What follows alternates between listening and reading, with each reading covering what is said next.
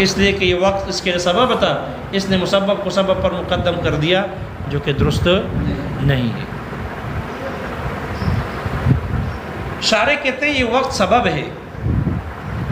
وقت کو سبب بنانا، یاد رکھنا کہ جو نماز ہوتی ہے، معمور بھی جو ہے، نماز ہو، روزہ ہو، اس میں ایک نفس وجوب ہوتا ہے اور ایک وجوب ادا ہوتی ہے، ایک نفس وجوب اور ایک وجوب ادا۔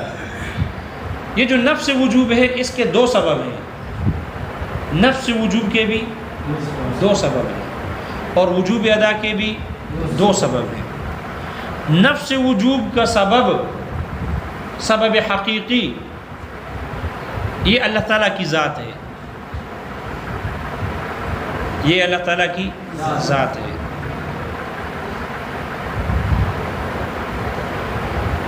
البتہ سبب یہ حقیقتاً وہ ہے، لیکن اللہ تعالیٰ کی جتنی بھی نعمتیں ہیں پھر اس کو سبب بنایا گیا۔ ایک قول یہ ہے کہ اللہ تعالیٰ کی ذات ہے، یہی سبب ہے نماز کے نفس وجوب کے لیے۔ دوسرا قول یہ ہے کہ اس کو نور انوار والے نے ذکر کیا، اگرچہ اس پر اعتراض تھا۔ پھر نماز کے نفس وجوب کا جو سبب حقیقی ہے یہ وہ نعمتیں ہیں جو ہر آن، ہر گھڑی، ہر وقت بندے پر اللہ کی طرف سے آتی ہے۔ جو نعمتیں بندے کے پاس اللہ کی طرف سے آتی ہے، صحت کی نعمت، آنکھوں کی نعمت، جسم کی نعمت، مال کی نعمت، خاندان کی نعمت، درسگاہ کی نعمت، دیکھو کمروں کی نعمت، تو وہ نعمتیں جو ہر آن ہر گھڑی انسان پر آتی ہے، انسان کو وہ نعمتیں حاصل ہوتی ہے اللہ تعالیٰ کی طرف سے، وہ نعمتیں سبب ہے، سبب حقیقی ہے نفس وجوب کے لیے، اور سبب ظاہری وہ وقت ہے۔ وہ کیا ہے؟ وقت ہے۔ اس وقت کو جو سبب ظاہری ہے اس کو ان سبب حقیقی کے قائم مقام بنا دیا گیا۔ اس لیے کہا جاتا ہے کہ نماز یا روزے کے نفس وجوب کا سبب وقت۔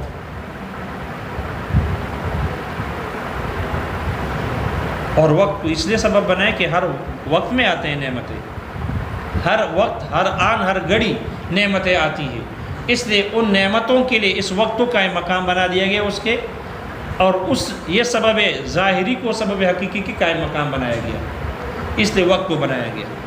لیکن پھر یہاں سوال یہ ہوگا، جب وقت نفس وجوب کا سبب ہے اور نعمتیں ہر وقت آتی ہے، تو پھر آپ نے عبادات کو 5 وقت کے ساتھ کیوں خاص کیا؟ ہر وقت عبادت کرنی چاہیے۔ ان نعمتوں کے شکر کا تقاضا یہ ہے کہ ہر وقت سجدے میں ہو، ہر وقت ذکر میں ہو، ہر وقت اللہ کی ثنا اور تعریف میں ہو، کیونکہ نعمتیں ہر وقت بندے پر آتی ہے، ہر آن ہر گھڑی آتی ہے، تو اس کے شکر کا تقاضا ہے کہ ہر وقت عبادت میں ہو، نہ کہ صرف فجر کے وقت اور ظہر کے وقت اور عصر کے وقت، مغرب اور عشاء کے وقت۔ اوقات کو آپ نے پھر مخصوص کیوں کیے عبادات کے ساتھ، جبکہ نعمتیں ہر وقت آتی ہے؟ اشکال آ رہے ہیں سمجھ میں؟ اس کا جواب یہ ہے کہ واقعی اس کی شکر کا تقاضا تو یہی تھا کہ ہر وقت بندہ عبادت میں ہوتا، لیکن اس سے معاش کی تحصیل میں حرج لازم آئے گا۔ روٹی بھی تو کمانی ہے، سانپ تو نہیں ہے کہ بس مٹی کھا کے گزارا کرے، بلکہ روزی روٹی بھی کمانی ہوگی، تو تحصیل معاش میں حرج لازم آنے کی وجہ سے ہر وقت ہر گھڑی عبادت میں مشغول رہنا، اس سے حرج لازم آئے گا۔ اور الحرج مدفوع، شریعت نے حرج کو دور کیا ہے، اس لیے ہر آن ہر گھڑی 24 گھنٹے عبادت ضروری نہیں۔ ان عبادات کو شکر کے طور پر اوقات کے ساتھ خاص کیا، اوقات ان کے ساتھ خاص کر دیے۔ لیکن پھر سوال ہوگا، ٹھیک ہے ہر آن ہر گھڑی عبادت نہیں کر سکتے، تحصیل معاش میں مشکل اور پریشانی لازم آئے گی، زندگی کا چلنا مشکل ہو جائے گا، تو پھر ان 5 کو کیوں خاص کیا؟ فجر کو کیوں کیا؟ چاش کو کر لیتے۔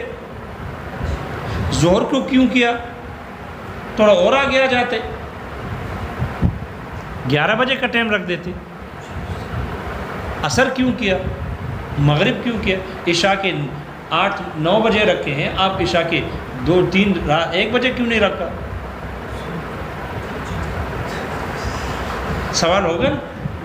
اس کا جواب دیا ہے کہ چونکہ یہ 5 اوقات جن کو خاص کیا ہے، ان میں اللہ کی طرف سے نعمتیں اور عظیم ہو جاتی ہیں۔ مثال کے طور پر فجر کا وقت ہے، تو فجر کا وقت ایسا وقت ہے، فجر کا وقت یہ ایسا وقت ہے کہ اس میں بندہ نیند سے اٹھ جاتا ہے، اور نیند سے اٹھنا ایسا ہے جیسے کہ موت کے بعد زندگی۔ الحمدللہ الذی احیانا یا ایقظنا، یہ تو ایقظنا ہونا چاہیے نا، جس نے ہمیں جگایا۔ بعدما انامنا، ہم کو سلانے کے بعد، لیکن انامنا بھی نہیں ہے اور ایقظنا بھی نہیں ہے، بلکہ احیانا بعدما اماتنا، وہ موت دینے کے بعد ہمیں زندہ کیا۔ تو یہ تو موت کے بعد زندگی ملی، اور زندگی ملی اس وقت میں پاکستان میں ہو کر یہ زندگی نعمت ہے۔ لہذا جب نعمت ہے تو اس نعمت کے بدلے میں شکرانے کے طور پر فجر کی نماز فرض کر دی گئی۔ پھر اس کے بعد گھومتے رہو، طالب علم تو سو جاتے ہیں بمائے اساتذہ کی تو اب تحصیل معاش کا حکم ہے، سارے گھومتے ہیں، معاش حاصل کرتے ہیں، روزی کماتے ہیں، لیکن جب روزی کما لیتے ہیں تو اس کے شکرانے کے طور پر ظہر کی نماز۔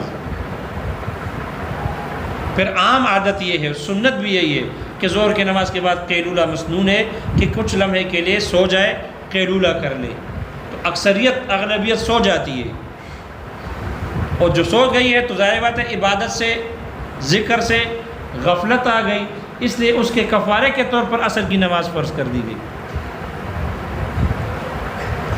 جب عصر کی نماز پڑھ لے تو مغرب کے وقت دن مکمل ہو گیا، دن کی نعمت ختم ہو گئی، دن ختم ہو گیا، اس کے شکرانے کے طور پر مغرب کی نماز ہے۔ پھر رات کو جب بندہ سوتا ہے تو یہ سونا انسان کا موت ہے، کل موتی النوم اخت الموت، اس لیے بھی کہتا ہے اللہم بسمک اموت، مرتا ہوں، یہ نہیں کہتا کہ انام یا انوم، یہ نہیں کہتا، بلکہ کیا کہتا ہے؟ اموت۔ تو یہ سونا موت کی طرح ہے، اس لیے کہ بدن ادھر ہے اور روح پتہ نہیں کہاں سے کہاں پہنچ چکی ہے کام کر کے بھی آ جاتی ہے، یہ تو جاگتے ہوئے بھی جا رہا ہے۔ لہذا یہ رات کو سونا موت کی طرح ہے، تو حسن خاتمہ کے طور پر عشاء کی نماز کو فرض کیا گیا۔ یہ ایسا ہی ہے کہ آدمی مرتے ہوئے کلمہ شہادت کہہ کر اللہ کو یاد کر کے پھر مر جائے، یہ حسن خاتمہ ہے۔ اللہ ہم سب کو نصیب کرے۔ ظاہری طور پر تو الحمدللہ نصیب ہے کہ رات سوتے وقت عشاء کی نماز پڑھ لیتے ہیں، اللہ حقیقتاً بھی نصیب کرے۔ تو اس حسن خاتمہ کے طور پر عشاء کی نماز فرض کی گئی ہے، اس لیے چونکہ یہ اوقات جو ہیں ان میں اللہ کی نعمتیں اور بڑی ہو جاتی ہیں، اور قوی ہو جاتی ہے، اور نئی نئی ہوتی ہے، اس وجہ سے ان اوقات کو عبادات کے ساتھ خاص کیا گیا۔ تو یہ مسئلہ سمجھ میں آ گیا؟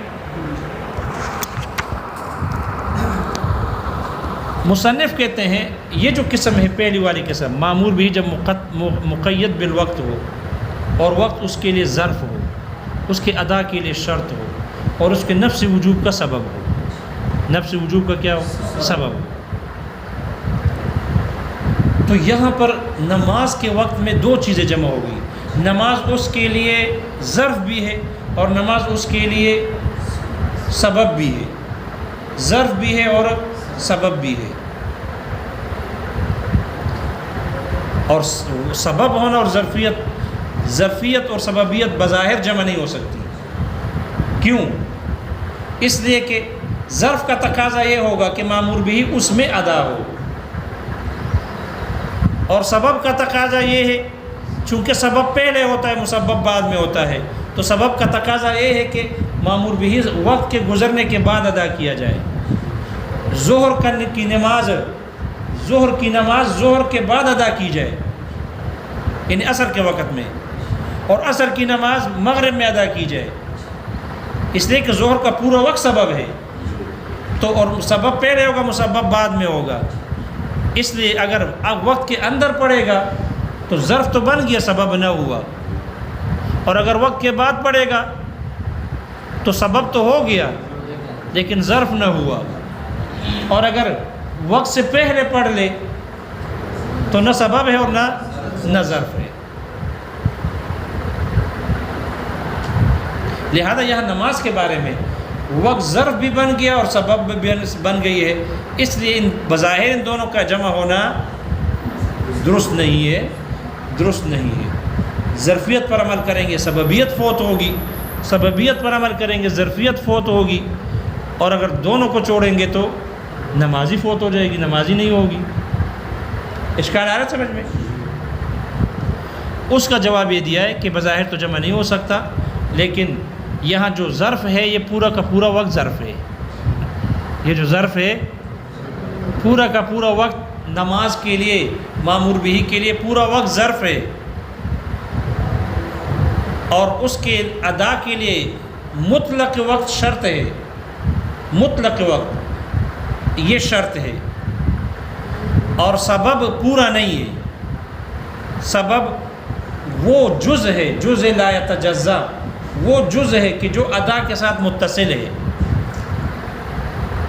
اب دیکھو ہم نے پورا سبب نہیں بنایا، بلکہ اس وقت کو سبب بنایا جو ادا کے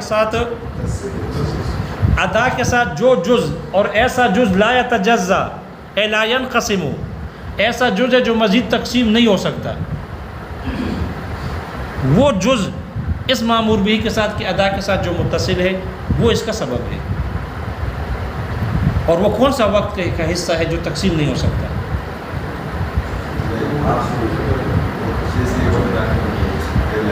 گھنٹہ تقسیم ہوتا ہے، 60 منٹوں میں تقسیم ہوتا ہے، منٹ تقسیم ہوتا ہے، 60 سیکنڈوں میں تقسیم ہوتا ہے، سیکنڈ تقسیم ہوتا ہے، کیسے؟ باجوڑ میں ہوگا، باجوڑ میں ہو سکتا ہے۔ اب سیکنڈ ایک ایسا جز ہے لا یتجزا جو قابل تقسیم نہیں ہے، جب قابل تقسیم نہیں ہے تو نماز کے شروع کرنے سے پہلا جو جز ہے، پہلا سیکنڈ ہے جو اس کے ساتھ متصل ہے، وہی سیکنڈ اس کے لیے کیا بن جائے گا؟ وہ سبب بن جائے گا۔ اس لیے وقت پورا ظرف ہو گیا، اور مطلق وقت اس کے ادا کے لیے شرط بن گئی، اور سبب پورا وقت نہیں ہے بلکہ وہ ایک جز ہے جو لا تجزا، جو تقسیم نہیں ہوتا اور اس ادا کے ساتھ کیا ہوتا ہے؟ متصل ہوتا ہے، وہی اس کا کیا ہو گیا؟ وہ سبب ہے۔ لہذا اگر نماز اسی وقت کے ساتھ مل جائے، ادا مل گئی اس جز کے ساتھ پہلے ہی وقت میں، تو یہاں بظاہر 4 قسمیں بنے گی۔ کتنی قسمیں بنے گی؟ 4 قسمیں بنے گی۔ یہ پورا وقت ہے، مثلا یہ پورا وقت ہے، یہ اس کی بالکل ابتدا ہے، پہلا جز، لہذا پہلا جز ہی سبب ہے، اس لیے کہ باقی اجزاء تو ابھی آئے نہیں ہیں، تو باقی اجزاء معدوم ہے اور یہ جز موجود ہے، اور معدوم موجود کا منافی نہیں ہو سکتا، مزاحم نہیں ہو سکتا، اس لیے پہلا جز ہی سبب ہے۔ اگر اس میں نماز کو مامور بھی کو ادا کر دے فبہا، اگر ادا نہ کر دے تو وہ سببیت اگلے جز، اگلے سیکنڈ کی طرف منتقل ہو جائے گی، اگر اس میں ادا کر دے تو فبہا، نہ کرے تو پھر اگلے سیکنڈ کی طرف سببیت منتقل ہوتی جائے گی، یہاں تک کہ جس گھڑی سے جز سے وہ ادا شروع کرے گا، جہاں سے ادا شروع کرے گا اس سے پہلا والا سیکنڈ اس کے لیے سبب بن جائے گا، یہ سببیت منتقل ہوتی جائے گی، پہلا جو سبب یا جس حصے کے ساتھ، جز کے ساتھ، وقت کے حصے کے ساتھ ادا متصل ہو جائے، ادا کو شروع کرے تو اس کے ساتھ متصل جز جو ہے وہ سبب بنے گا۔ یا اگر وہ وقت عصر ہے تو دیکھو یہ وقت مکروہ ہے، یہ جو نیلا حصہ ہے مارکر کا، یہ نیلا حصہ، یہ مثلا وقت مکروہ ہے عصر کے لیے، پھر وہ سببیت منتقل ہو جائے گی وقت کراہت تک، لہذا وہ وقت مکروہ ہو جائے گا، یہ سببیت منتقل ہوگی، کہاں تک منتقل ہوگی؟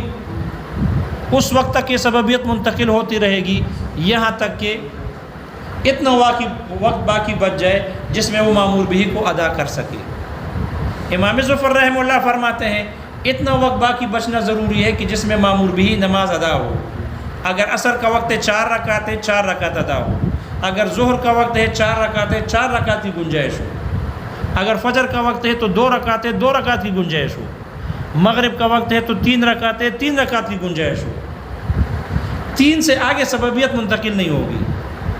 یعنی مثال کے طور پر 3 منٹ ضروری ہے تو 3 منٹ سے آگے پھر سببیت منتقل نہیں ہوگی، اس لیے کہ وہ 3 منٹ میں 2 منٹ میں 4 رکعت پڑھ ہی نہیں سکتا، اور آپ کہتے ہو سبب منتقل ہو گئی، یعنی سبب پایا گیا اور وہ مامور بھی کو ادا کر نہیں سکتا تو قدرت تو نہ پائی گئی، اور آپ پھر بھی کہتے ہو کہ نہیں تمہیں پڑھنا ضروری ہے تو پڑھ تو نہیں سکتا، اس لیے تکلیف مالا یطاق لازم آئے گی، تکلیف مالا لا یطاق یہ لازم آئے گی، اس لیے لا یکلف اللہ نفسا الا وسعها اس کے خلاف لازم آئے گا۔ اس وجہ سے امام ظفر رحمہ اللہ فرماتے ہیں سببیت کا انتقال ہوتا رہے گا ہر نماز میں یہاں تک کہ وہ مامور بھی کے ادا کرنے کے وقت باقی بچ جائے، اس سے آگے منتقل نہیں ہوگا۔ جبکہ جمہور حضرات کے نزدیک پیچھے آگے آ رہا ہے، جمہور حضرات کے نزدیک سببیت منتقل ہوتی جائے گی یہاں تک کہ وقت کا آخری سیکنڈ رہ جائے جس میں صرف تکبیر تحریمہ کی گنجائش ہو۔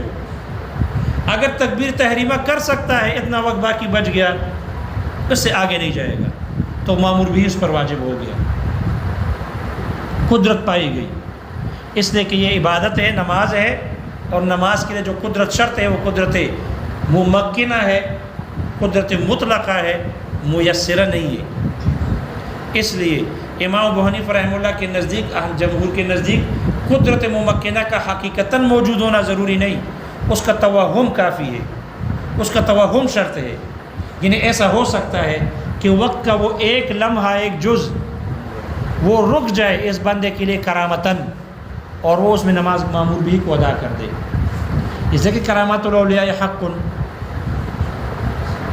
وقت رک سکتا ہے، جیسے کہ حضرت سلیمان علیہ السلام کے لیے سورج واپس ہو گیا اور اس نے وہ وقتی فریضہ یا وہ وظیفہ اس نے ادا کر دیا تو وقت اس کے لیے کیا ہو گیا تھا، وقت رک گیا تھا ان کے لیے، سورج واپس ہو گیا تھا ان کے لیے، اور یہ قرآن سے ثابت ہے، سورج کی واپسی قرآن سے ثابت ہے، سورج کی واپسی بخاری کی شریف کی حدیث سے ثابت ہے۔ اس لیے کہ حضرت یوشع ابن نون علیہ السلام وہ قبطیوں کے ساتھ لڑائی میں مشغول تھے، اور جمعے کی شام، جمعے کے دن لڑائی چل رہی تھی، آگے ہفتے کے شام شروع ہونے والا تھا، اور یوم السبت لڑائی ممنوع تھی، ہفتے کے دن لڑائی ناجائز تھی، ممنوع تھی، اور لڑائی زور و شور پر چل رہی تھی۔ جمعے کا دن عصر کا وقت قریب ہو گیا، سورج غروب ہونے کے قریب ہو گیا، اس نے سورج سے خطاب کیا کہ تو اللہ کی طرف سے مامور ہے غروب ہونے پر اور میں مامور ہوں قتال پر۔ اس نے اللہ سے سوال کیا کہ اللہ اس سورج کو روک دے تاکہ یہ قدس پہاڑی ہے یہ فتح ہو جائے، کیونکہ اگر ابھی فتح نہ ہوئی ہفتے کو لڑائی نہیں ہوگی، کافر پھر اپنی قوت جمع کر لیں گے، پھر ہمیں زور لگانا پڑے گا اس کو مارنے کے لیے، قتل کرنے کے لیے، فتح کرنے کے لیے، مشکل بن جائے گا۔ اب ان کے پاؤں اکڑ چکے ہیں، اس لیے اللہ سے سوال کیا کہ یا اللہ سورج کو روک دے۔ سورج رک گیا اور انہوں نے حضرت یوشع علیہ السلام نے اس قدس پہاڑی کو قبطیوں کو شکست دے دی اور فتح حاصل کر دی، وہاں سورج غروب ہو گیا۔ معلوم ہو سورج کی واپسی ہو سکتی ہے۔ اسی طرح حضرت علی رضی اللہ عنہ کے لیے بھی ہوئی۔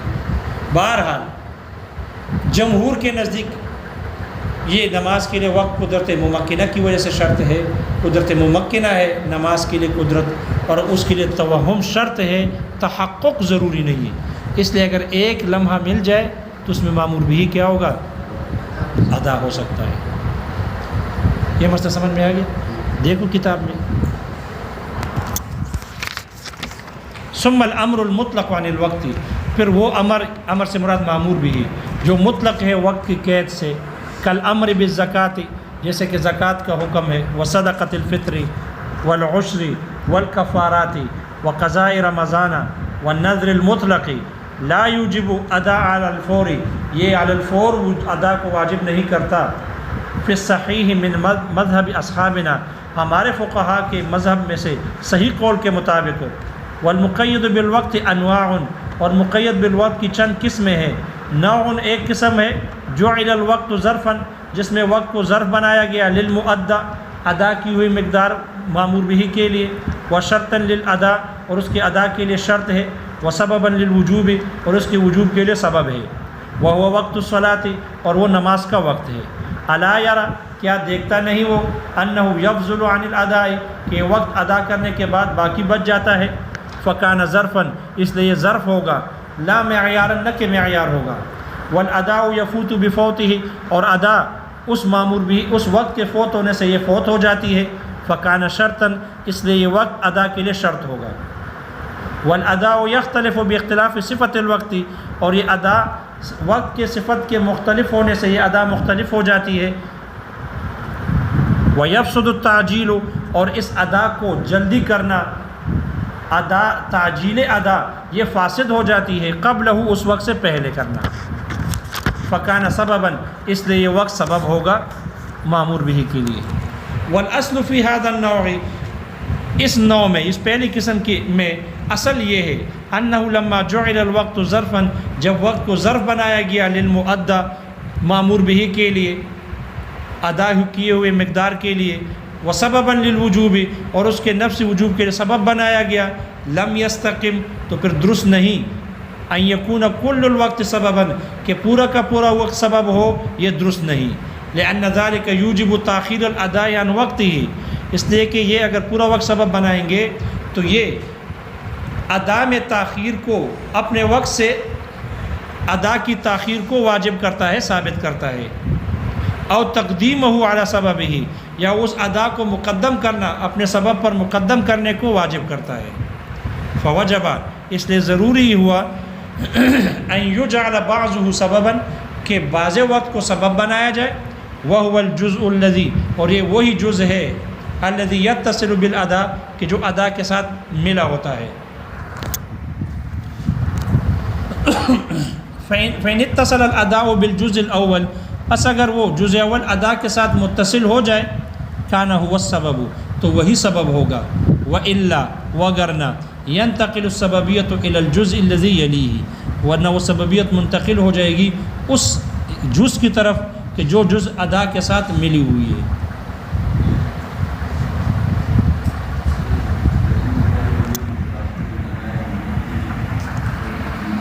یا تو وقت سے ادا کو مؤخر کرنا واجب کرے گا، وقت سے مؤخر ہو جائے اگر پورا وقت سبب بنائیں گے.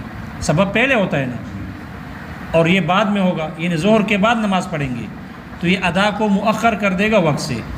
او تقدیمہ علی سببہ، اور اگر وقت کے اندر پڑھیں گے، وقت کے اندر پڑھیں گے، ظرف تو بن جائے گا لیکن یہ مسبب سبب پر مقدم ہو جائے گا،